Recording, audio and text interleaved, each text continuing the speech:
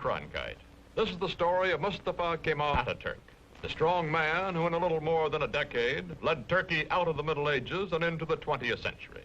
The story, The Incredible Turk, as the Prudential Insurance Company of America presents the 20th century.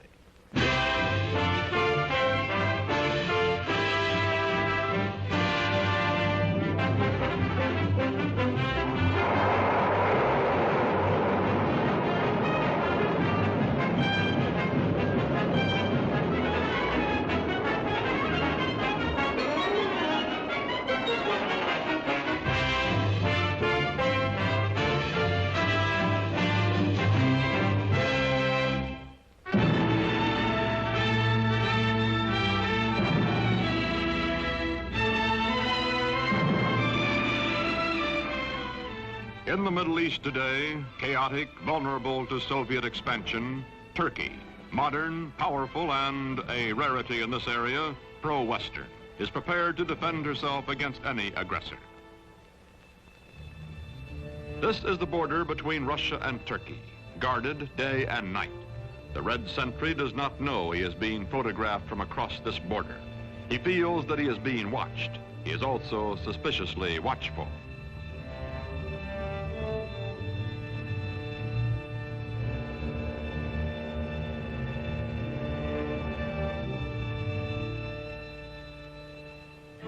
Today, Turkish cavalry defends the broken, desolate terrain at the edge of Asia Minor. These cavalry squadrons are part of the strongest fighting force in the Middle East, the Army of Turkey, a democratic-minded member of NATO, military partner of the United States.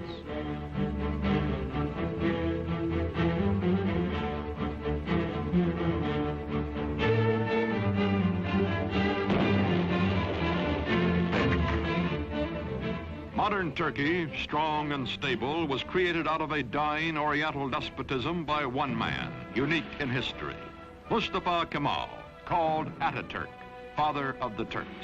In a moment, this story, The Incredible Turk. By 1900, the Ottoman Empire, land of many races and religions, has lost her ancient tolerances and her world position, is reduced from medieval splendor to medieval squalor. Ruled by inept autocrats, ruined by foreign wars and exploited by foreigners, the people are sunk in poverty, lost in lethargy, mostly illiterate. The Turkish Empire continues to exist only because the European nations cannot agree among themselves to dismember her.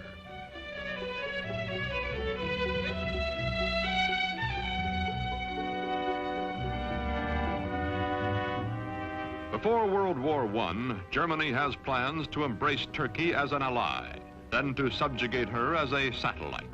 To visit the sick man of Europe, as Turkey is called, comes the German emperor himself, Kaiser Wilhelm II. He is received with more than ceremony. His glowing promises, such as the Berlin to Baghdad Railroad, are believed by the Sultan and his government, and even by the nationalist-minded Young Turks. When war comes, Turkey will waver between her old friend Britain, allied with her hereditary enemy Russia, and her new friend Germany. On October 29, 1914, Turkey takes into war, on the Kaiser's side, her obsolescent army.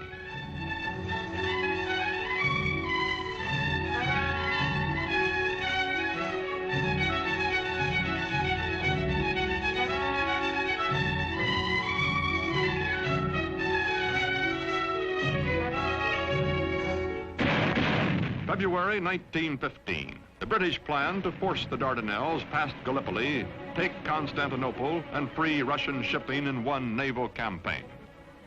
Mustafa Kemal is an unknown officer commanding a feeble Turkish division at Gallipoli.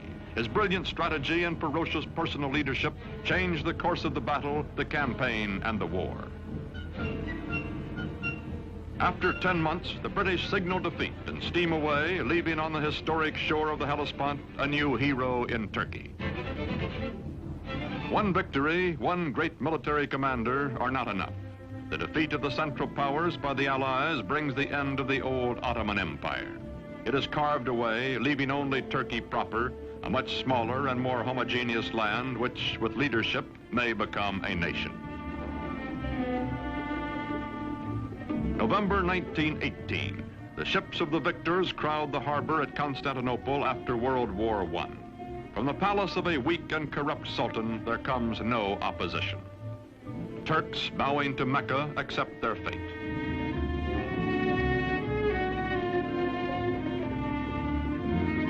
From France and from Great Britain, occupation troops disembark to take over the ancient capital.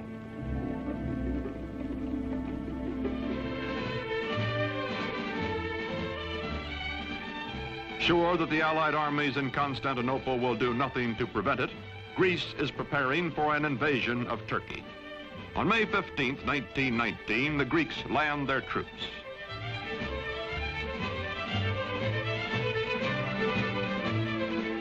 In Ankara, in the heart of Turkey, Mustafa Kemal organizes the Turkish liberation movement, takes command of the Free Turkish Army.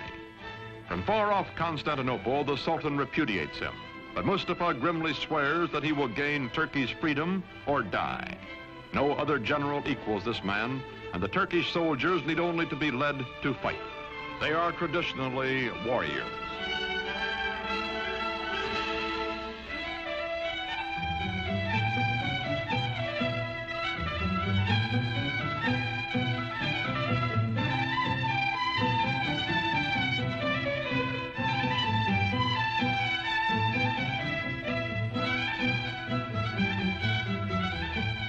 Quickly, Mustafa Kemal gathers the forces of an occupied Turkey under his almost unchallenged domination.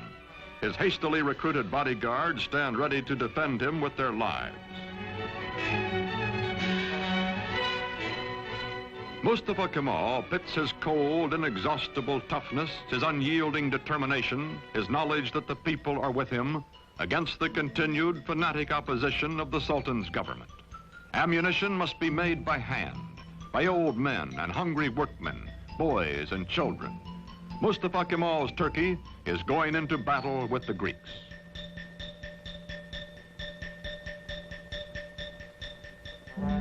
The war with the Greeks lasts 3 years, from 1919 to 1922.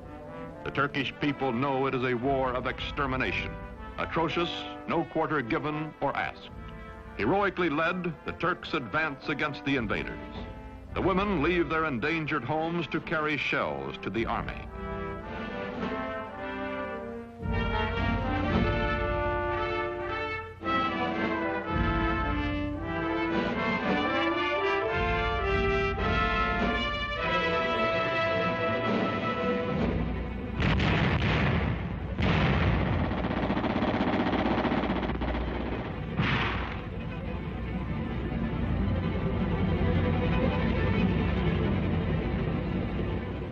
September 1922, the Greeks are driven back to the Aegean Sea. Offshore, Allied rescue ships stand by. Into the seaport of Smyrna, called Izmir by the Turks, pour thousands of Greeks, joined by sympathetic Christian minorities, fleeing before the armies of the man whom the British called the most terrible of all the terrible Turks. From the ships, bread comes to the docks for the desperate refugees. Bread so that they may live another day.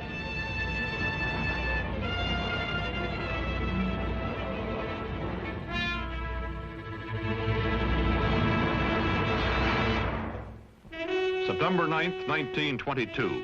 The Turks enter Smyrna, last stronghold of the invaders. They take vengeance against the Greeks for whole Turkish villages wiped out, for their kinsmen massacred. The burning of Smyrna, the final atrocity that both the Greeks and the Turks disavow, ends a war that has become an unendurable nightmare for both sides. Its polyglot population takes to the sea as the flames destroy the great Homeric city.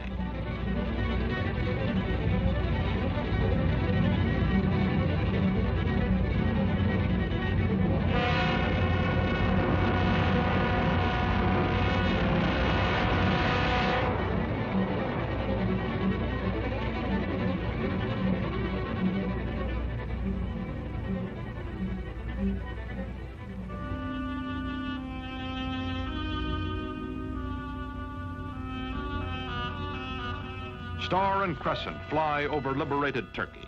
Mustafa Kemal Pasha, married to a woman of Smyrna who personifies his ideal of Western freedom for all Turkish women, is chief of state and supreme commander of the army. With the winning of the war, he removes his uniform, never to wear it again.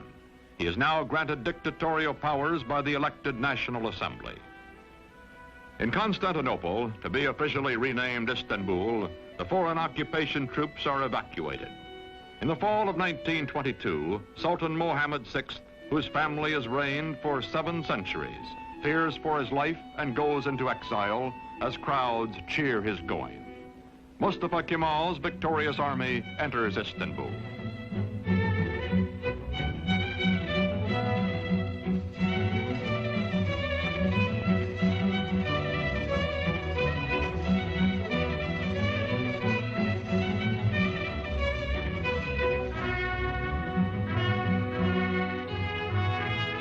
First president of the First Turkish Republic, Mustafa Kemal, during the 1920s, keeps his limitless wartime powers and his command of the army, makes the hard, dry town of Ankara his capital.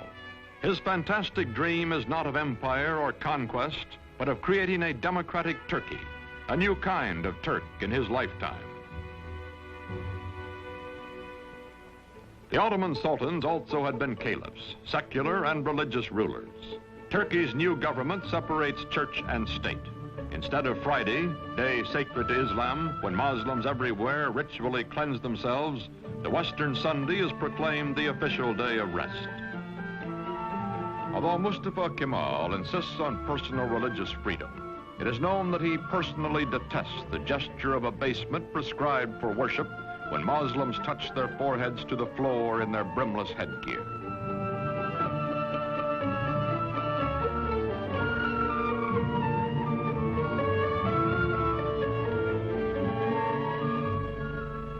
To Kemal, this headgear, the fez, symbolizes Turkey's Oriental fatalism and ignorance. He will abolish it.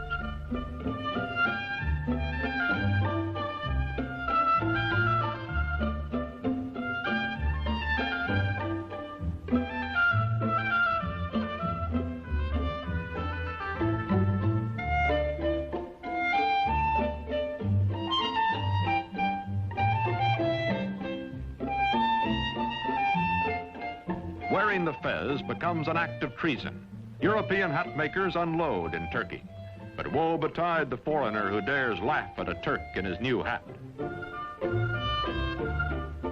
More than 90% of Turkey's 13 millions are illiterate. Mustafa, who earned in school his second name, Kemal, meaning excellent, himself takes charge of replacing